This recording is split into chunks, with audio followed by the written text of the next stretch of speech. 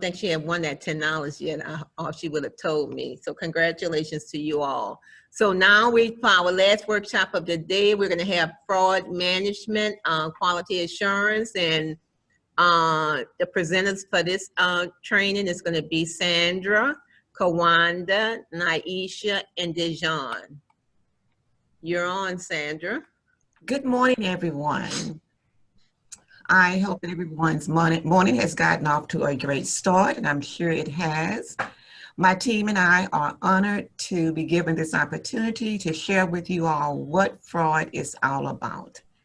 But before I go any further, I would like to say that I have supervised numerous people over the years. This team that I'm working with, my staff, they are exceptional people. I have enjoyed working with them. They bring a wealth of information to the Fraud Pro unit, and great team players about getting the job done. And it has just been wonderful. It is wonderful working with them as their supervisor, and of course working side by side with them. Today we are going to share with you all the purpose of fraud and how each area functions. The agenda is as follows. I will give an overview of fraud. Dejan Pollard will give an investigation. Naisha Hamilton is going to share types of errors, and also she will begin with red flags. And Kawanda Beecham, she will continue red flags and of course share information on recovery. Next, Karen, please. The Fraud Management Unit purpose is to ensure program integrity and accountability measures are in place while maintaining continuity of services in the CCAP program. How do we do that? We do it through internal controls and outside sources. And our internal controls starts with you as staff. Staff, one of the main things that are in place is staff cannot process an application if they have any connections with the applicant. If it is found that staff has done this, then they're subject to investigation. They cannot have any connections with the applicant. What they are to do is inform their supervisor, and the supervisor will assign that application to someone else. Outside sources. Some of our outside sources are Attorney General, DCFS, and Office of Debt and Recovery. Also licensing. The internal control focus on verifying the accuracy and completeness of CCAP processes. And this is why it is so important that we have program integrity. When we are doing our work, it must be within us, to first of all, do the right thing when no one is looking. And this is exactly what program integrity is. We want to make sure that the information is accurate and of course complete. Another way we do it is through front-end defense system. The front-end defense system is you. You are there to defend. You're there, when you're processing those applications, you're looking to make sure to the best of your ability that the information that has been that's on the application is accurate, is correct, the application is complete. If it's not, of course, you're going to follow up with the applicant and make sure, request what is needed and make sure that do your best to get the information back from the applicant, and then, of course, complete it. If you suspect anything on the application that may not be, true, or there may be a problem, then, of course, you will or refer that application to fraud. Next. Why is program integrity important? Go back, Ms. Karen. Thank you. Why is program integrity important? To assure program and provider quality. We ensure that our program holds great quality. CCAP has dignity and honor. For the job that we all do, we have honor in it. We take it very serious. We have dignity with it because we want to be represented as the best, but mainly because of the job that we're doing.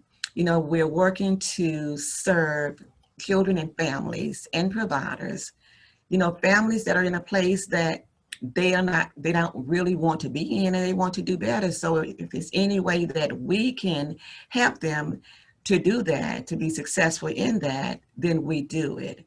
And of course, providing quality service. We want our service to reflect us in a very, very professional and great way.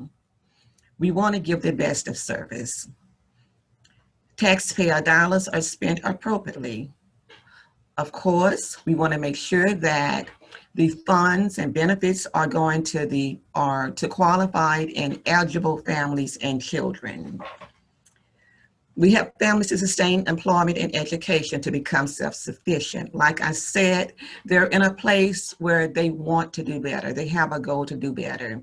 And by us connecting them with quality and safe childcare while they go off to work or go off to school, this is really helping them. They have a peace of mind. They're able to focus on whatever their goal is.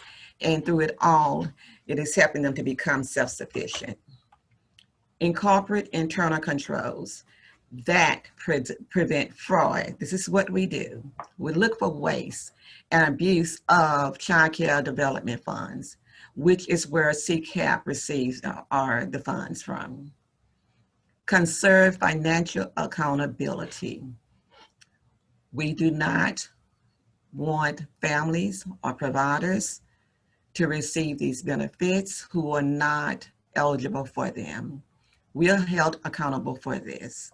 Or we look for this in fraud. When a referral comes to us, we go through it, and we have the checker behind the checker system to ensure that that everything is going fine and we are doing what we're supposed to do as the fraud management unit. Safeguard funds to maximize benefits. Again, we want to do that. We want to safeguard the funds. We work very hard daily doing this so that the children and families and providers can get the most benefits possible. Next. Program integrity includes reducing administrative, provider, and participant errors. I would like to say to you all that staff is also subject to investigation, just like the providers and participants. We are able to identify areas of risk through red flags reports, which you're going to hear more about that later during the presentation. We ensure sound fiscal management. Recovery plays a very important role in this. Kawanda is an excellent employee when it comes to recovering that money. Her eyes are on it at all times. When the auditors, after the auditors audit a claim, the auditors move it to Kawanda, she check it. After she check it, and trust me, she checks it. She sends it to me, I check it, and even after that, goes back to her, it's time to go to management. They're reviewing, checking, and signing off. So in this way, we ensure sound fiscal management. Conduct evaluations of internal control. Conducting evaluations of internal control, one of the main ways, which is, I feel awesome, is one thing that was implemented this year, and that is doing an internal audit within your department. It is so important that we, have these internal audits. First of all, it let us know where we are and where we need to be. Areas that, we may not be on point, that let us know so we can go back in, revisit, and take care of the job to get us where we need to be. Also, like I said, is the checker by checker system that is in place. We're checking each other, which is awesome, to ensure that the job is being done right and, effectively. Monitoring participants to ensure compliance. We monitor the participants. How do we do that? We monitor the participants through red flag reports. The red flag reports are so important because they let us know, for instance, outside of hours, the providers has to give us their outside of hours of operation within the contract that they signed with LDOE. They must adhere to those the hours of operation. If it shows up on the report, if they show up on the report, then on the outside of hours report, that is letting us know that something is wrong. Again, it gives us a red flag. The TOT scan and the daily attendance sign-in sheet, we use those, we compare those to ensure that the time is correct. We have the excessive back scan report, which it let us know if there is excessive back scanning. That's another report that is a red flag for us. And we use these reports to help monitor the participants. Monitoring providers and provide technical assistance training. We monitor the providers, again, red flag reports. The red flag reports give us tips on and insight on whether the providers are operating their centers correctly according to our LDOE policy, if they are working within their hours. The TOT scan will show that whether the parents are encouraged to scan in and out correctly. Our TOT scan would show us that. Outside of hours would show us that. Excessive back scan shows that as well. And technical assistance training. We have an awesome team. We come together to offer the providers technical assistance, and this can be done at the provider's request or either our management request. And I would also like to just go back and say to you guys that I really feel that we have a very important job, yet a very rewarding job. And that is because of what we do on a daily basis. We are helping families. We're helping families to do better. We're helping families to do better so they can give their parents to do better so they can give their children better. They can give their families better. And be that or helping them to secure childcare so that they can go to work or go to school. So I just get a joy out of what I do, and just looking at how hard everybody works here within CCAP. I see that it's in everybody's heart to do well. Okay, next. All right, today or at the end of each session, you all are going to engage with us through a quiz, doing a quiz. The information that you have heard from me and we'll hear from the other ladies at the end of this session is what the quiz will consist of. You have our 3 questions that you're going to answer from our frauds overview. The questions look so easy, but let's put on our thinking caps. I know you've had your listening ears on, and let's answer these questions. I know you're going to do an awesome job. And now You can go ahead and begin.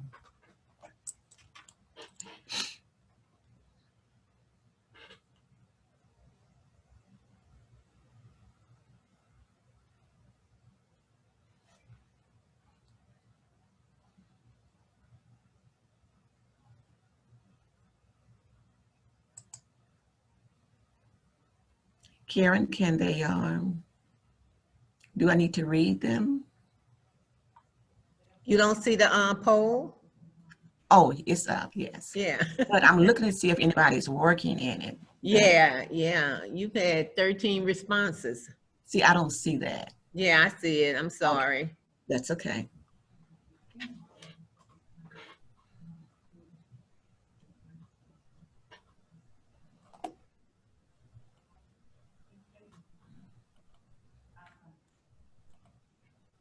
You should be able to see it now. I can. Thank you, can? Karen.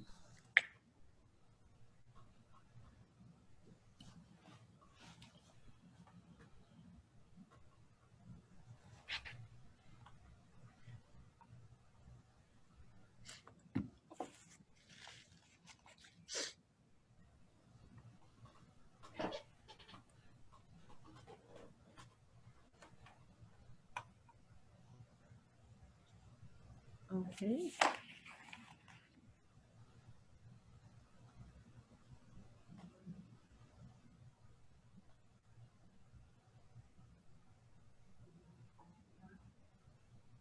Still waiting on a few more people to respond.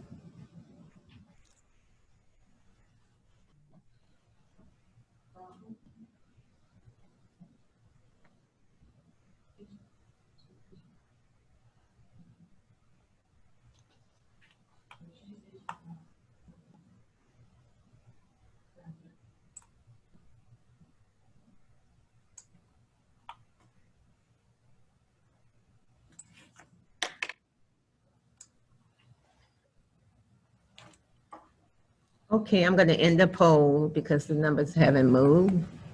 And I'm sharing the results and you can review them. Okay. Question number 1, program integrity is important because it secures the employee's job. Program integrity, that answer is false. It does not secure the employee's job. Program integrity is doing the right thing when no one is looking. Doing the right thing when no one is looking. There are times that we may believe that we are doing the right thing when no one is looking. That we're doing the right thing and we've done everything correct on our job and have everything up on the ups, and it may not always necessarily be true. Whereas when we're looking at integrity, program integrity, we're looking at you, the person, your character, your work ethics, doing the right thing. I'm gonna do it. I'm gonna fill out the process application. I know it's a lot of information here from this applicant, but I'm going through all of it. You know, I don't care if my supervisor isn't here. I'm gonna take out the time and do this correctly. I'm gonna do what I'm supposed to do. It's within my heart to do the correct thing. That's program integrity. Number 2, who can be subject to an investigation? Oh, let me go back. I want to say this. 88% said it was true. So let's just focus on the meaning of program integrity a little bit more. And it's simple. It's just simple. It simply is doing the right thing when no one is looking. Number 2, who can be subject to an investigation? Awesome, you all did great. 96% got it correct, all of the above. Number 3, the internal controls focus on B. 84% got it correct. Awesome, guys, awesome. It verified accuracy and completeness of the CCAP processes. Thank you, guys. And now I will move the baton over to Ms. Dejon Pollard. Thank you so much, Ms. Sandra, for that introduction. My name is Dejon Pollard. I am an investigator with Fraud Management Unit, and I'm going to be briefly explaining the investigation process to you guys. So in FMU, we conduct various of compliance reviews utilizing the attendance logs, billing records, improper payments, and case reviews. Our purpose is to identify fraud and other program violations occurring within the department. In FMU, we define investigation as the action of investigating something or someone utilizing the resources and tools we have available to us. Yeah. Next slide. So when reviewing an investigation, the investigator must first utilize all of the information that is submitted along with that 25C fraud referral form. Whenever I start an investigation, my first step is one, to identify the purpose of the investigation. So let's say for training purposes, there's a claim that comes over for questionable check stubs. So my next step would be conducting my own internal investigation utilizing the resources that I have available to me. So I'll start off with reviewing the check stubs in detail, and I'm going to notate all of my findings. So let's say the participant's name is spelled incorrectly, the company's name is spelled incorrectly. When reviewing the actual income information, the calculations are off. I'm going to notate all of that information in our CFR system where all of our fraud information is housed. So at that point of the investigation, of course, since the check stubs were submitted to the department, I am able to determine that LDOE is being defrauded. So I'll start off by conducting an interview first with the employer. My goal when I have the employer on the line, one is to send them those questionable check stubs so that they can review them while I'm on the line with them, so that they can give me verbal confirmation that those check stubs were indeed altered after they were issued to the participant. So I send them the check stubs, I get them to review it, I get verbal confirmation, I follow up, I send them an email while I have them on the line. One, asking them to send me the correct check stubs that were issued to the participant, along with a signed statement on letterhead in reference to the altered check stubs. And then next, I'll interview the participant. My goal is always to get the participant to admit that he or she actually submitted those altered check stubs. So once I get them to admit that, then I'm able to tell them that I was able to confirm during my internal investigation that those check stubs were indeed altered after they were issued by the employer. So I request a notarized statement from the participant in reference to submission of the fraudulent or questionable check stubs that were altered. And I review, so once I get all the information in the statement from the employer along with the participant statement, I review all of that information. I make sure that it is notated in CFR system. I think we all know at this point, if it's not notated, it's almost like it didn't even happen. So I notate that I received the information. I notate the contents of both of those statements, and I make sure that they're uploaded in our CFR system. So I'm able to make my recommendation. FMU has a strict policy that states that if anything is altered or considered fraudulent, submitted to the department, it is an automatic termination of CCAP benefits. So let's say, just for the sake of training, this participant is a first offender. So in that case, we're going to issue a 12-month sanction in termination of CCAP benefits. So I'll move forward with the investigation. I will send all of the information to Ms. Sandra, the FMU supervisor, for review. So she's able to review all of my notes in CFR system. She's able to see the questionable check stuff. She's able to review both the employer and the participant statement.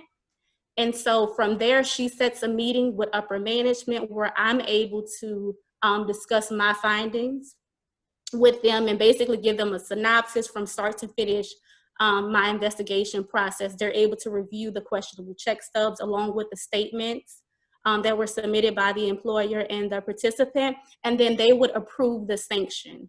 Once the sanction is approved, I contact the participant by phone to let them know, that penalty that's imposed for submitting the fraudulent check stubs. I always follow up with a per our conversation email. And that's basically just giving them, courtesy, email, I'm summarizing our conversations. I'm asking them if they have any questions or concerns. During that conversation, I always let them know that they have the right to an administrative review. They actually have 30 calendar days to submit something in writing to the department, you know, just stating if they disagree with that decision. If they disagree, they send it in writing, management reviews the information, and then they would contact that participant in reference to the findings. I can tell you in all of the cases that I've seen that we've had administrative reviews, I have not seen not one sanction that was overturned. And that's because we do a good job with collecting all of the factual information, and we make sure that there's no gray areas. Everything is in black and white, and we make sure there's more than enough information to substantiate the claim. So, you know, once that's done, we make sure everything is listed in the system. We make sure that we're monitoring those participants on that 12-month period.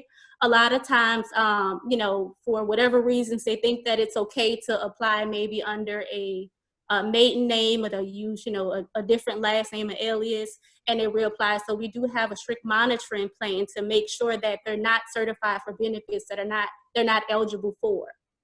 So in a nutshell, that's the investigation process.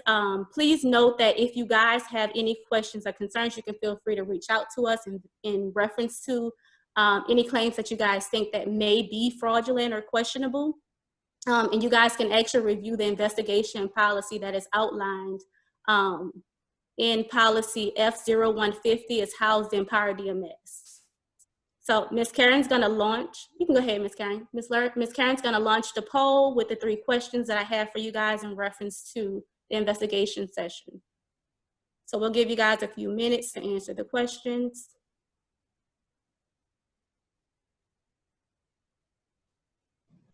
It's launch. I can see it now.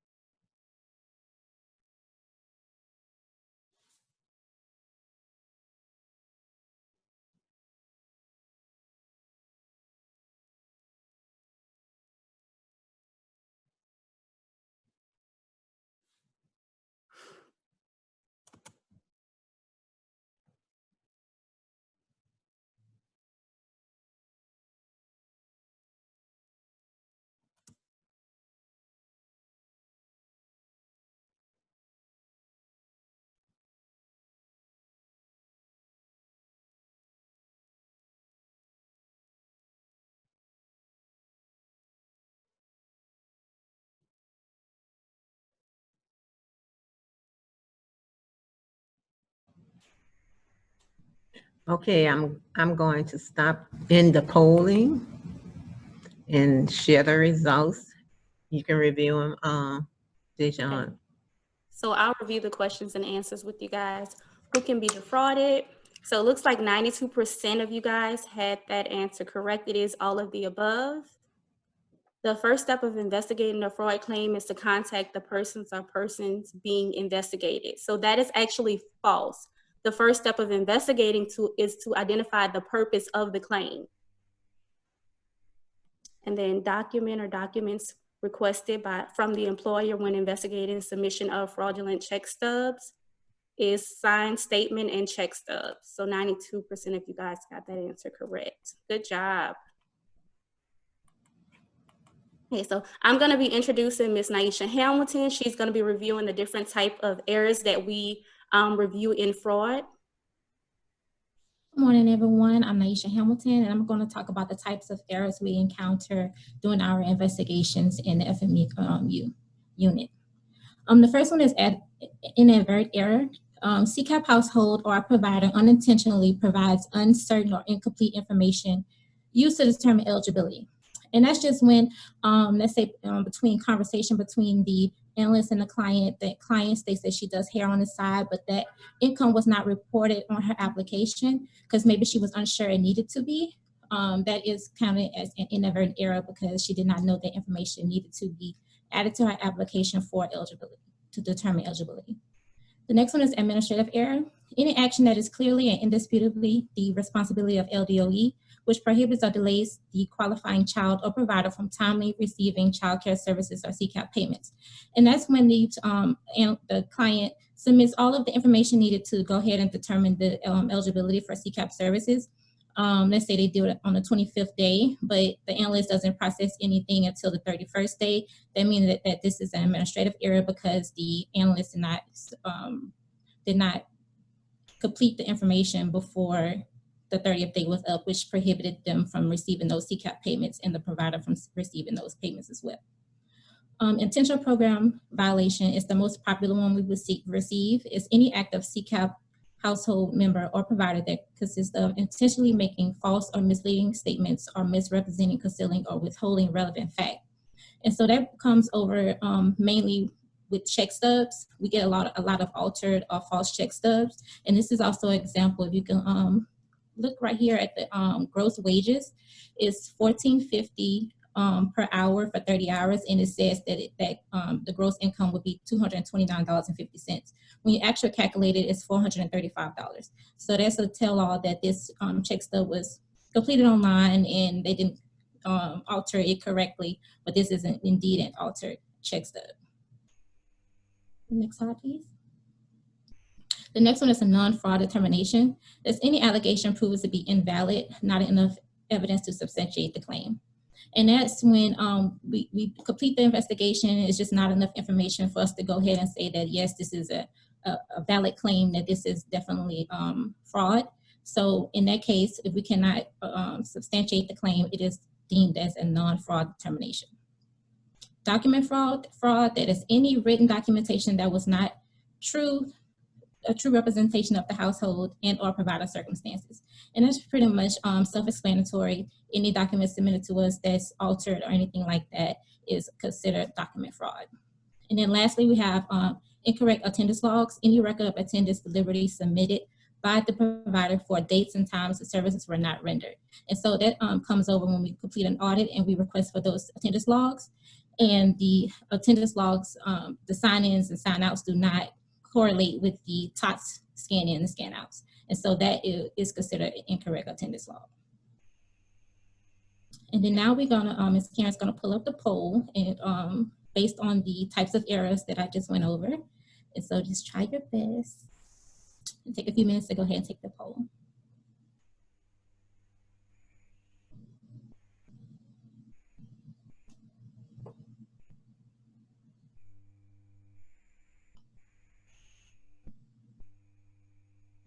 Can you all see the poll?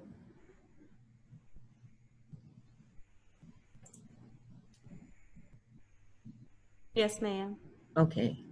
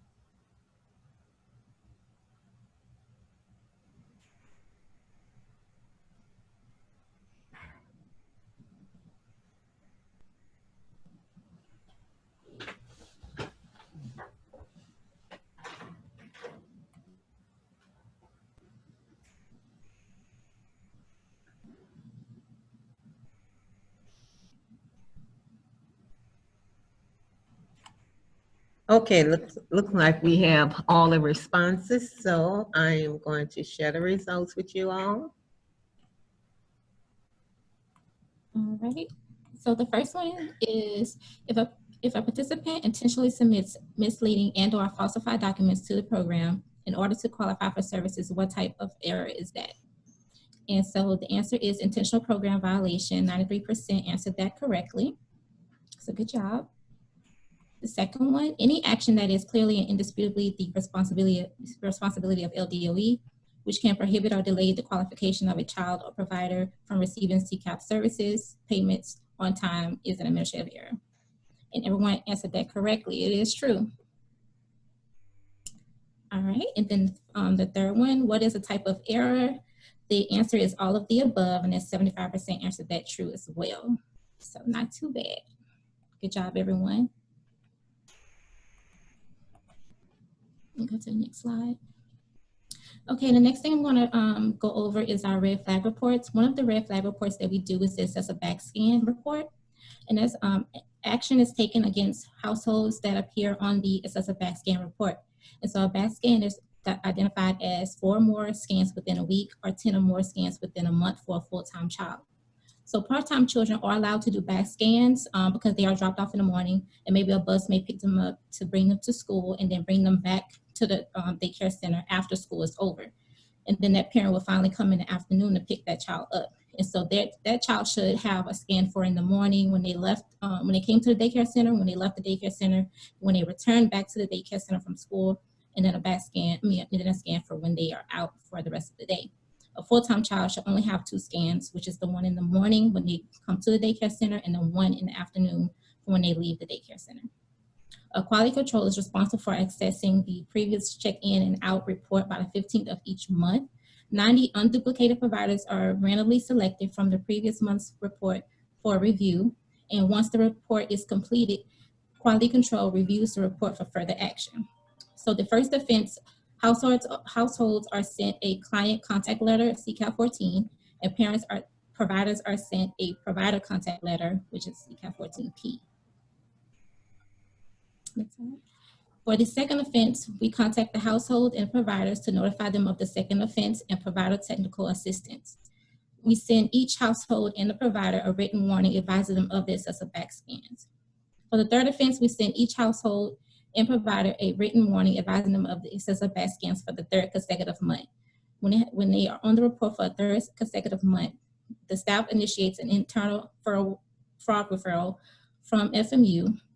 We will open up a claim for the provider and the participant in the claim fraud referral CFR system. FMU then conducts an audit of attendance, and based on those results, determine the disposition of a written warning, termination, and or a sanction. And so next, Ms. Kawanda Beecham is going to go over our second red flag report, which is the outside of hours. Good morning. As Naisha mentioned, another report that we utilize in FMU is the outside of hours report. And basically what this report is, we obtain this on a monthly basis for review. This report entails any type of transaction that hits the system from an actual provider, from a participant that either called in on the system or they did a transaction on the TOTS. Once we get this information in, we have to first verify the information is indeed accurate. Once we do that, then from there, we break this information into 3 tiers that's broken up according to as following. The first one is tier 1. That is 1 to 10 transactions. So in utilizing this particular tier, this is like a first offense for us. And we'll provide them a written notification, which is the CCAP 14P. And that just basically will notify that particular provider of the hours that we've seen that were verified that were outside of their noted hours of operation. Our tier 2 is 11 to 25 transactions that were verified. From there, this is like a second offense. And we're going to provide them with a written warning. This warning is going to provide them a little more in-depth information as it relates to the action that was indeed taken, to the severity of that, but it'll also have a signature from our management as well. Our tier 3 is 26 or more transactions that were verified. From there, again, the written warning will be provided to them, but also we're going to require that they obtain a technical assistance visit. With the TA, we utilize the assistance from not only the provider help desk, provider cert, payments department, including any eligibility or Ms. Drody or whatever other sources that may need to assist this particular provider. So of course we want to speak with that particular provider, see exactly, maybe there's some uncertainty as far as like how operations should be run with the system, or they have some other questions and or concerns.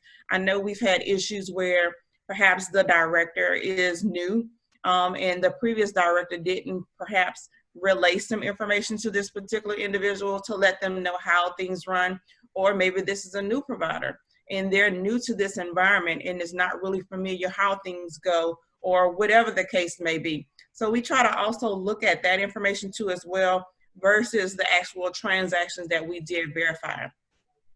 As mentioning with the TOTS IVR system, which is an interactive voice response, and I'm sure Ms. Drody will of course cover some information at a later time, but this is going to be a new opportunity for many providers that may have just normally utilized just a regular TOTS machine, that they can now use this. And of course, this information too will be transferred and displayed just like the normal TOTS transaction. So whenever we do run this report, it's also going to show up as well. But again, we have to still verify this information to ensure that it is indeed correct before applying it to either tier 1, 2, or 3. We also want to note that all providers will receive a monthly report, which is a courtesy contact notification. And that's just basically letting that particular provider know that, okay, hey, based on our review, we seen that there were some scans that were done outside of your hours of operation, and therefore we're just basically sending you a notification of that. But then also included on that notice, we're going to also indicate if there is some additional information that we may need, then of course we're going to send it out to them and request at that time. Okay, we're going to now touch on recovery. We stand on the federal reg of volume 81, number 190 provision of the 98.68 section B2 final rule that was conducted on September of 2016. And basically that requires that LDOE establish internal controls to ensure that, okay, that there is no fraudulent type of payments, any improper payments, and that's just basically any type of payment, whether it was overpaid or it was underpaid, or better yet, any provider or any type of misuse of the normal CCDD program form that we normally utilize. I know currently now we are utilizing funds from the CARES Act, which is the different grants that have come out. And we're also kind of keeping an eye on any type of fraudulent activity. Everyone is indeed essential in identifying this type of information, whether it be payments or our eligibility team, provider help desk, which is that first offense of notification, or provider search. So every employee is very essential in identifying, but also notifying us of any type of fraudulent activity.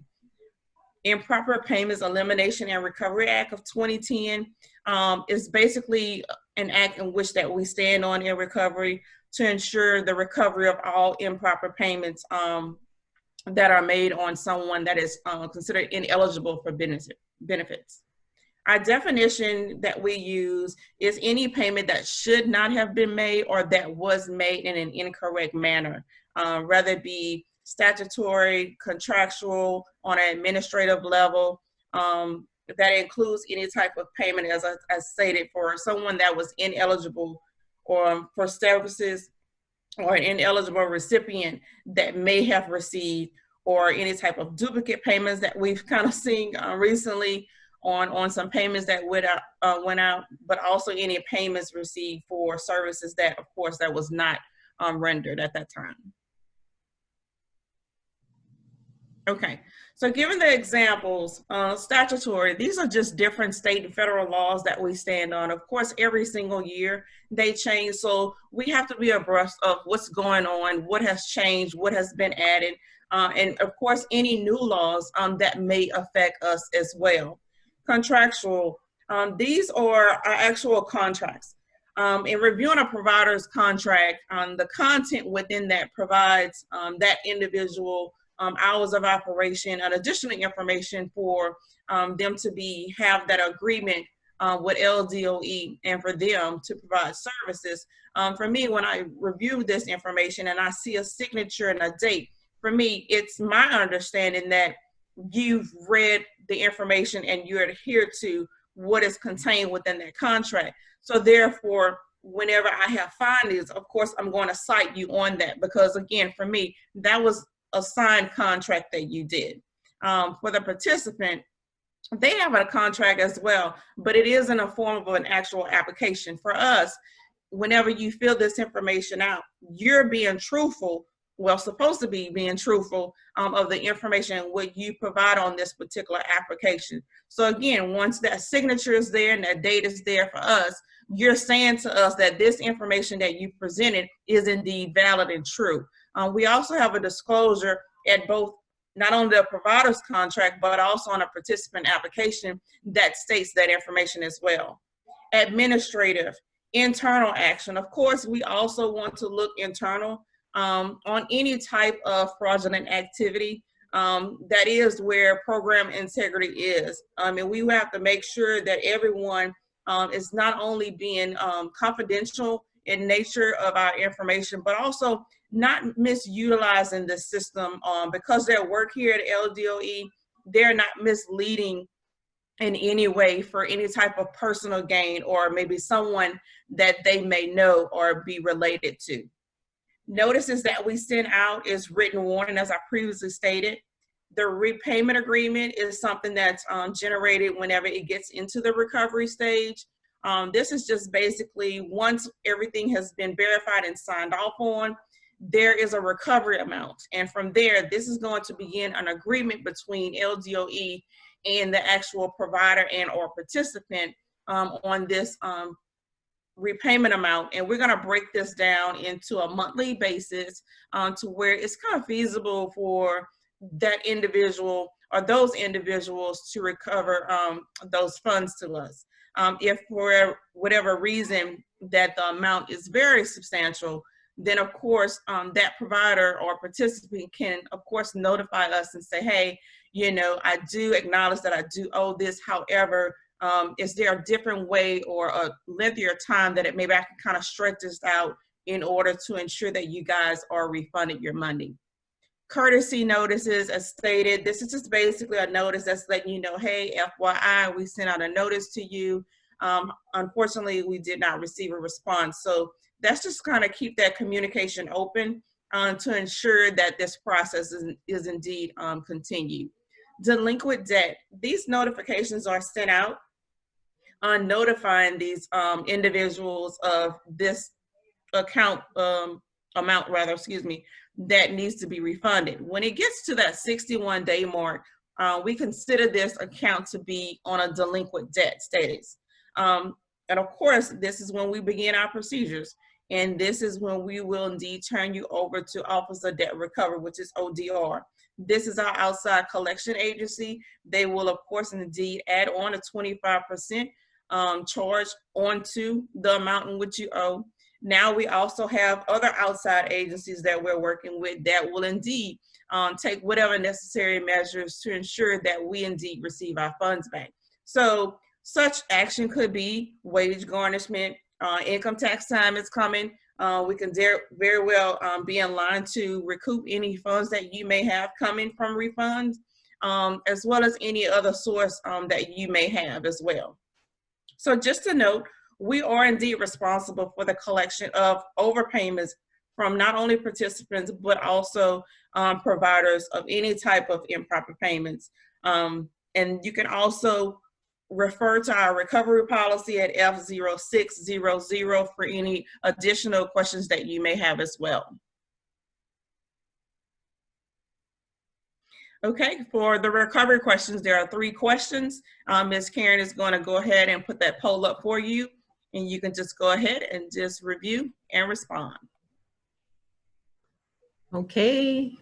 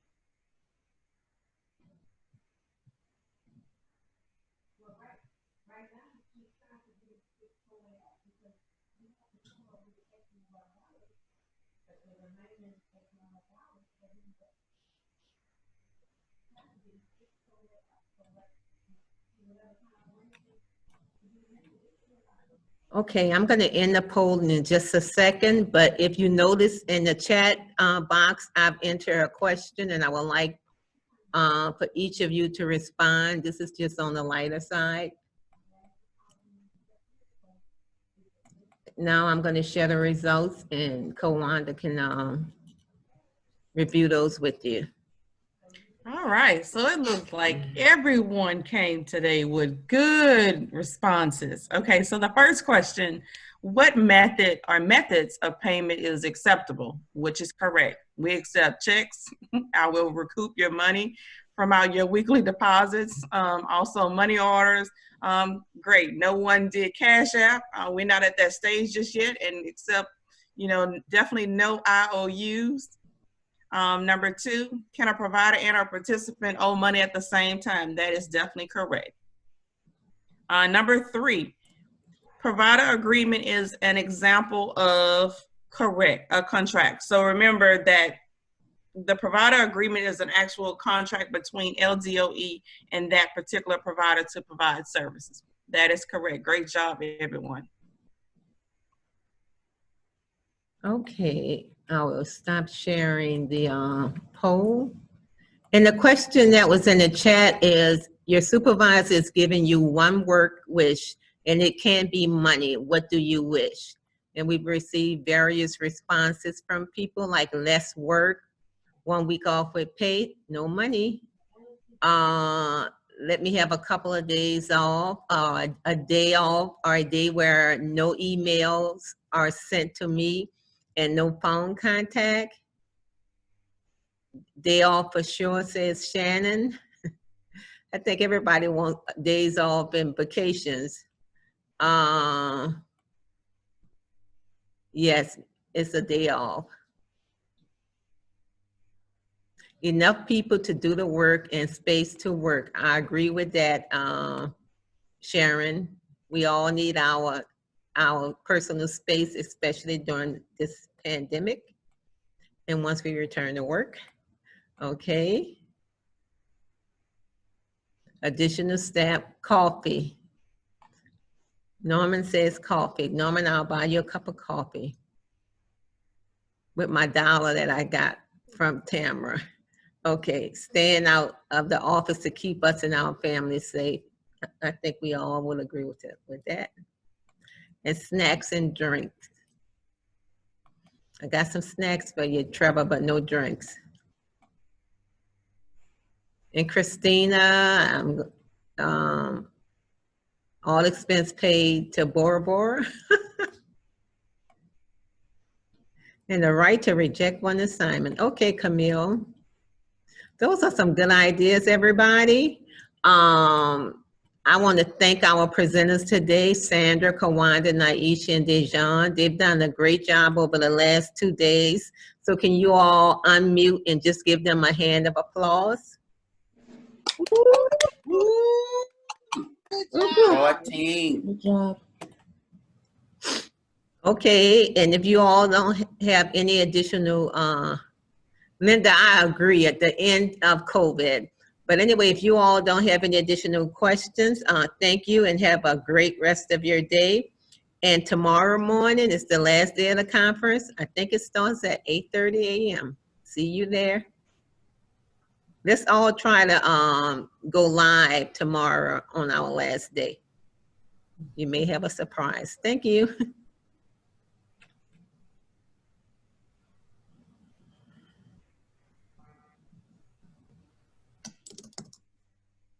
Thank you, ladies. Y'all did a great job over these last 2 days. Thank you, Karen. So did you. Y'all had the hard part. Thank you for assisting. All I had to do is try to remember to move forward with these slides. Let me see some more responses.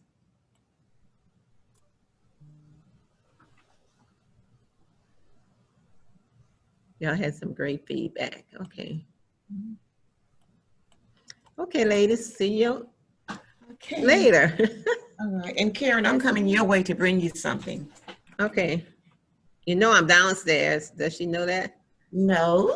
I'm in 150, but I'll be at my desk at 12:15 to hand out the money to the winners. Where are you downstairs? In 153. Okay, hon. All righty. Bye-bye. Bye. Thank you. Bye.